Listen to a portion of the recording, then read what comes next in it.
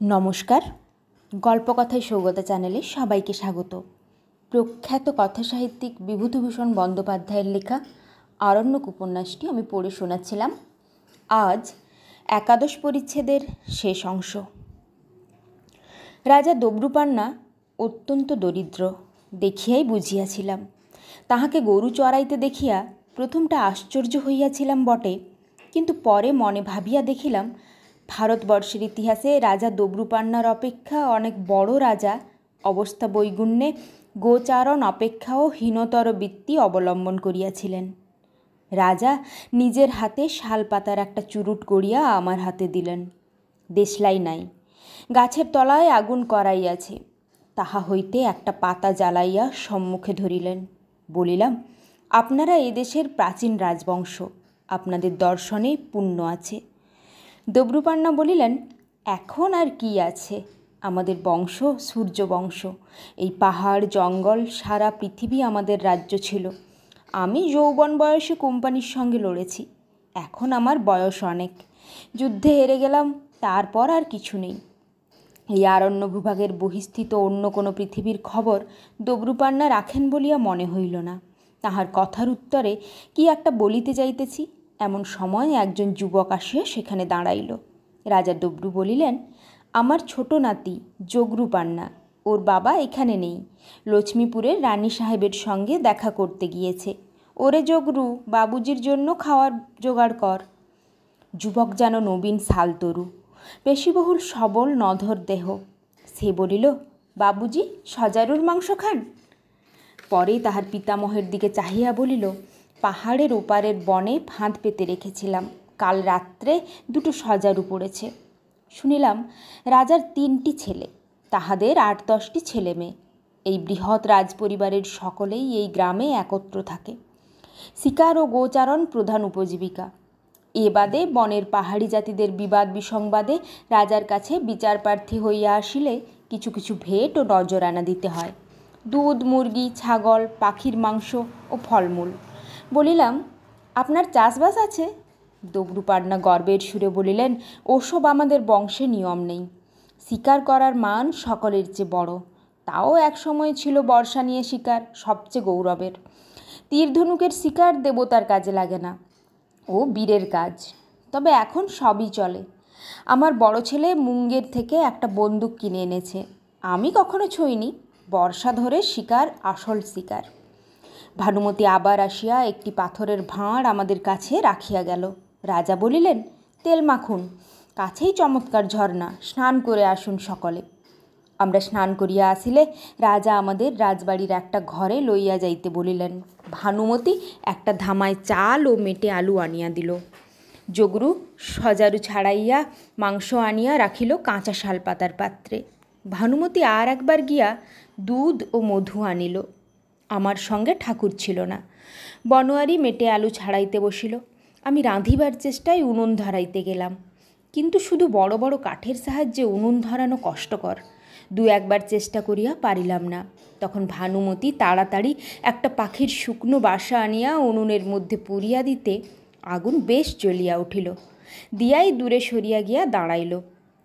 ভানুমতি রাজকন্যা বটে, কিন্তু বেশ অমায়িক স্বভাবের রাজকন্যা, অথচ দিব্য সহজ সরল মর্যাদা জ্ঞান।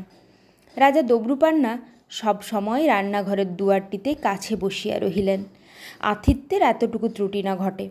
আহারাদির পর বলিলেন, আমার তেমন বেশি ঘরদোরও নেই, আপনাদের বড় কষ্ট হলো। এই বনের মধ্যে পাহাড়ের উপরে আমার বংশের রাজাদের প্রকাণ্ড বাড়ির চিহ্ন এখনও আছে।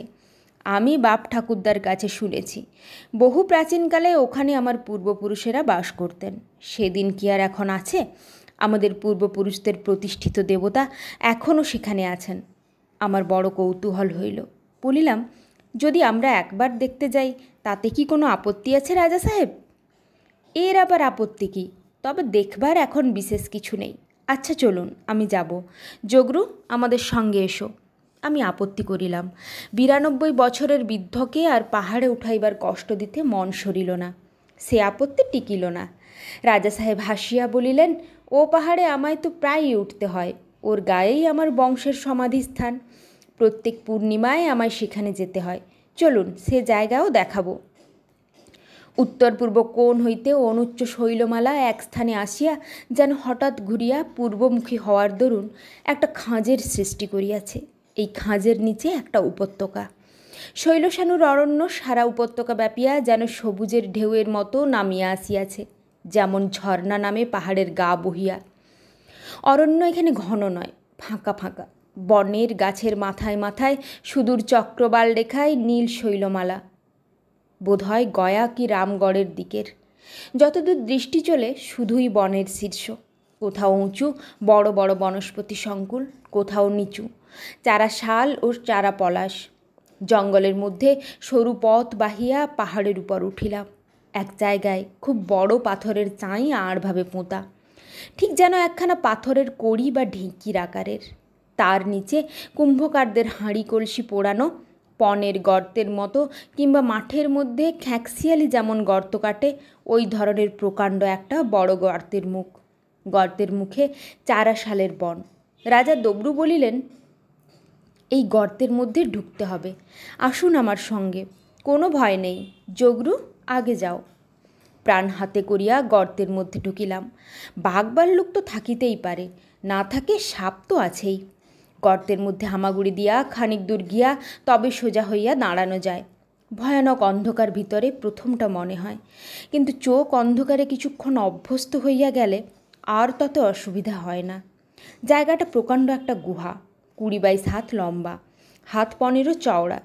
উত্তর দিকের দেওয়ালের গায়ে আবার একটা খ্যাঁকশিয়ালির মতো গর্ত দিয়া খানিক দূর গেলে দেওয়ালের ওপারে ঠিক একই রকম নাকি আর একটা গুহা আছে, কিন্তু সেটাতে আমরা ঢুকিবার আগ্রহ দেখাইলাম না। গুহার ছাদ বেশি উঁচু নয়, একটা মানুষ সোজা হইয়া দাঁড়াইয়া হাত উঁচু করিলে ছাদ ছুঁইতে পারে। চামসে ধরনের গন্ধ গুহার মধ্যে, বাদুড়ের আড্ডা, এছাড়া ভাম, শৃগাল, বনবিড়াল প্রভৃতি থাকে শোনা গেল।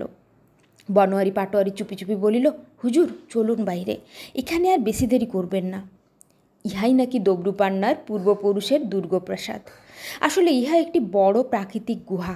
প্রাচীনকালে পাহাড়ের উপর দিকে মুখওয়ালা এ গুহায় আশ্রয় লইলে শত্রুর আক্রমণ হইতে সহজে আত্মরক্ষা করা যাইত। রাজা বলিলেন, এর আর একটা গুপ্ত মুখ আছে, সে কাউকে বলা নিয়ম নয়, সে কেবল আমার বংশের লোক ছাড়া কেউ জানে না। যদিও এখন এখানে কেউ বাস করে না, তবুও এই নিয়ম চলে আসছে বংশে।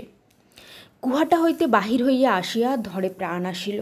তারপর আরও খানিকটা উঠিয়া এক জায়গায় প্রায় 1 বিঘা জমি জুড়িয়া বড় বড় সরু মোটা ঝুড়ি নামাইয়া পাহাড়ের মাথায় অনেকখানি ব্যাপিয়া এক বিশাল বটগাছ। রাজা দবরুপান্না বলিলেন, জুতো খুলে চলুন মেহেরবানি করে। বটগাছ তলায় যেন চারিধারে বড় বড় বাটনা বাটা শিলের আকারের পাথর ছড়ানো। রাজা বলিলেন, ইহাই তাহার বংশের সমাধিস্থান। একখানা পাথরের তলায় একটা রাজবংশীয় লোকের সমাধি। বিশাল বটতলায় সমস্ত স্থান জুড়িয়া সেই রকম বড় বড় শিলাখণ্ড ছড়ানো। কোনো কোনো সমাধি খুবই প্রাচীন, দুদিক হইতে ঝুড়ি নামিয়া যেন সেগুলিকে সাঁড়াশির মতো আটকাইয়া ধরিয়াছে। সেসব ঝুড়ি আবার গাছের ঝুড়ির মতো মোটা হইয়া গেছে। কোনো কোনো শিলাখণ্ড